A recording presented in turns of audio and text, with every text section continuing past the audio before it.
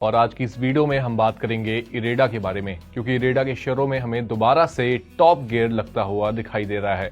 आपको बता दें कि इरेडा के शेयरों में आज 8.4% की यहां पर तेजी देखने को मिली, जो कि पिछले 3 हफ्तों का यहां पर हाई भी लगता हुआ दिख रहा है। आपको बता दें कि मार्च महीने में अब तक करीब 21% की रिकवरी हमें इरेडा के शेयरों में देखने को मिली है, जिसकी वजह से कहीं ना कहीं जो इसके निवेशक थे उनको भी राहत मिलती हुई नजर आ रही है। लगातार सितंबर 2024 से हम देख रहे हैं कि बाजार में जो है गिरावट का दौर जो है वो जारी है, और इसी दौर में कहीं ना कहीं इरेडा के शेयरों पर भी इसका इम्पैक्ट पड़ता हुआ नजर आया था।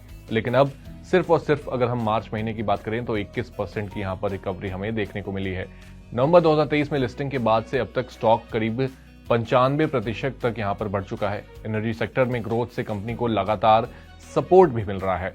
इसके साथ ही कंपनी की एक और परपेचुअल बॉन्ड की वजह से भी कहीं ना कहीं उनकी फंडिंग को भी बूस्ट मिलने की यहां पर बातचीत की जा रही है। आपको बता दें कि इरेडा ने करीब 1247 करोड़ के परपेचुअल बॉन्ड जो है वो इशू किए हैं। इसकी वजह से कंपनी की जो कैपिटल पोजीशनिंग है वो और भी ज्यादा मजबूत हो जाएगी, और साथ ही साथ लॉन्ग टर्म में भी कहीं ना कहीं कंपनी की बैलेंस शीट पर इसका असर देखने को मिलेगा।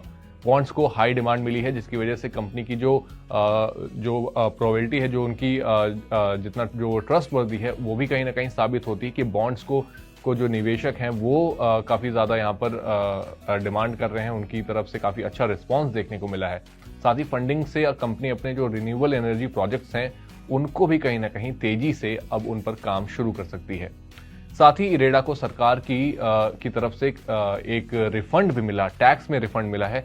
इरेडा को सरकार ने करीब 24.48 करोड़ रुपए का यहाँ पर रिफंड जो है वो इरेडा को दिया है। इसकी वजह से कंपनी का जो कैश फ्लो है और ऑपरेशनल जो फंडिंग है उसमें भी कहीं ना कहीं सुधार होते हुए हमें आने वाले समय में देखने को मिल सकता है। और साथ ही टैक्स रिफंड का जो सीधा असर है वो कंपनी की प्रॉफिटेबिलिटी पर भी पड़ता हुआ दिख सकता है, जिसकी वजह से जो इन्वेस्टर्स हैं उनके लिए एक पॉजिटिव संकेत यहाँ पर कंपनी की बैलेंस शीट में भी आता हुआ दिख रहा है, जिसकी वजह से उनकी बैलेंस शीट जो है वो भी स्ट्रांग होती हुई नजर आ सकती है। चलिए अब आगे बढ़ते हैं और बात करते हैं कि आखिर एनर्जी सेक्टर की ग्रोथ का फायदा किस तरीके से इरेडा को मिलेगा। तो देखिए, ग्रीन एनर्जी सेक्टर में बूम के चलते इरेडा को लॉन्ग टर्म ग्रोथ में कहीं ना कहीं उसको फायदा मिलेगा। गवर्नमेंट भी लगातार रिन्यूएबल एनर्जी पॉलिसीज पर कंपनी के लिए फायदेमंद साबित हो रही है। गवर्नमेंट लगातार रिन्यूएबल एनर्जी स्पेस में जो कंपनियां काम कर रही हैं उनको बढ़ावा दे रही है, और साथ ही साथ पॉलिसीज भी काफी हद तक जो है बेहतर होते हुए जा रहे हैं। साथ ही सोलार और विंड प्रोजेक्ट्स में कंपनी का जो इन्वॉल्वमेंट है वो भी काफी तेजी से बढ़ रहा है, और आने वाले समय में जैसा हम देख रहे हैं कि सोलार और विंड प्रोजेक्ट्स की जो डिमांड है वो भी देश और बाहर जो देश हैं उनमें भी कहीं ना कहीं बढ़ती हुई नजर आ रही है। तो इसकी वजह से इसका एक बड़ा फायदा इरेडा को मिल सकता है। साथ ही एनर्जी सेक्टर में कंपनी काफी अच्छी पोजीशन में इस समय पर काम कर रही है। तो ओवरऑल देखा जाए तो रिन्यूएबल एनर्जी स्पेस में इरेडा काफी बेहतर काम कर रही है। कंपनी की बैलेंस शीट भी मजबूत हो रही है, कंपनी को अच्छा रिस्पांस भी मिल रहा है निवेशकों से। तो ओवरऑल कंपनी की जो पोजीशनिंग है वो काफी सॉलिड है, और फंडामेंटली भी काफी यहाँ पर जो है बेहतर नजर आती है। तो अगर आप रिन्यूएबल एनर्जी स्पेस में किसी तरीके का निवेश करना चाहते हैं तो आप अपने फाइनेंशियल एडवाइजर की सलाह लें, अपने रिस्क को समझें, और तभी किसी भी शेयर में यहाँ पर निवेश करें।